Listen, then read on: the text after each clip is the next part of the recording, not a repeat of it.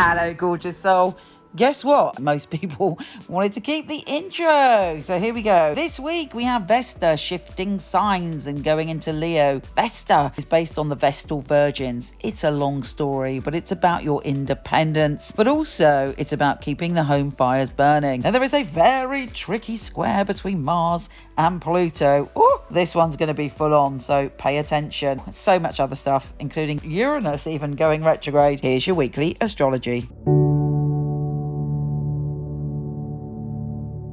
Libra, let me quickly fill you in about Vesta. Vesta is based on the Vestal Virgins. They used to keep the flames alive in ancient Rome, and they had a unique status that they were free and owned by no man. Of course, they had to do their job, and if the flames went out, they did get in trouble. But they ultimately were free spirits. And in fact, the old word virgin meant owned by no man, and dates back even further to the priestesses that used to embody the goddess and make love as a sacred act.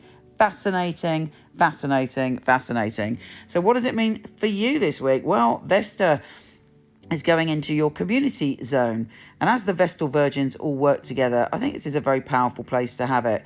People, groups, movements are all going to mean something to you this week. Whoever you mix with has a big impact, and I'm talking about more than one person, groups of 3 or more, and something amazing could happen to you in terms of groups of people. But that also means you reaching out to people, maybe over the internet or in whatever way that you communicate on the web. Your message is powerful. You join forces with people that are of a like mind. Now, this week does have one pretty dodgy transit, and that is Mars square Pluto.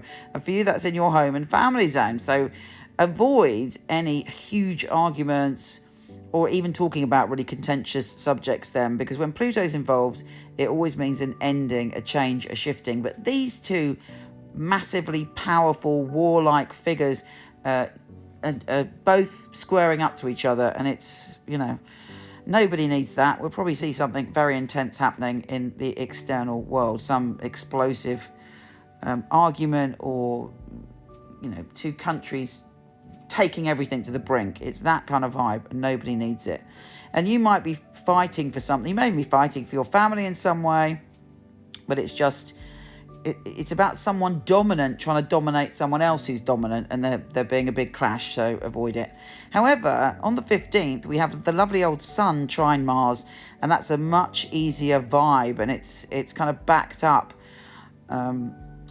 with you and groups of people, and getting the support you need, and finding your way, and possibly having some good luck and the energy and the passion to express what you need to express. Uranus is also going retrograde. What does that mean? Well, Uranus is the planet of shocks, surprises, and the unpredictable. And since Uranus went into Taurus, the area for you has been very primal. You might have had some really intense surprises happen to you. Could be connected to any primal emotion: life, death, rebirth, obsession, jealousy, affairs, money, power. All of those things were triggered by Uranus. But now Uranus is going retrograde. You have a time to work out what these things meant, and how you can gain your power, how you can take control of your power, and how you can be powerful in the world. So it has a pretty good few months of you maybe not dealing with shock after shock after the shock that like you have been recently. You're able to process things. Let's see what the tarot has to say, lovely Libra. And you've got the Star. Perfect timing.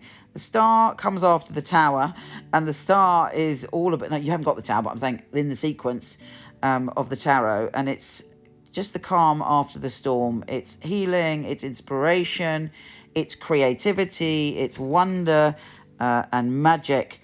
And you've also got the King of Wands here. You may be talking to an Aries, Leo, or Sagittarius this week. Looks like you definitely are, actually, because you've got the Queen of Wands there. So there's a fire sign energy coming in this week that's talking to you. And maybe this could be that collaboration, because there's a few people coming up here, including the Page of Cups. And then you've got the Two of Cups. So there's great union and healing for you this week, and creativity, and a real shift in your energy. You're moving forward. You've got the Chariot here. So lots of major arcana, well, not two major arcana, that are coming in to say life is moving forward and you are opening up to new experiences. What do I always say about the Chariot?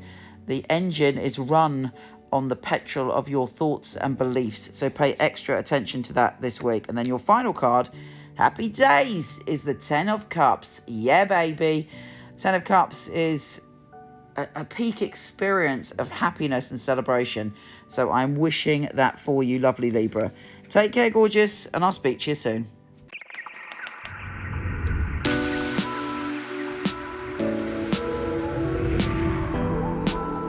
Hi, gorgeous. Before you go, check out my new film on my fabulous psychics. A lot of people ask me for readings. I don't do them anymore, but for over 20 years, I've had an award-winning team of psychics that I truly hand-pick. So check out the film and let me know what you think.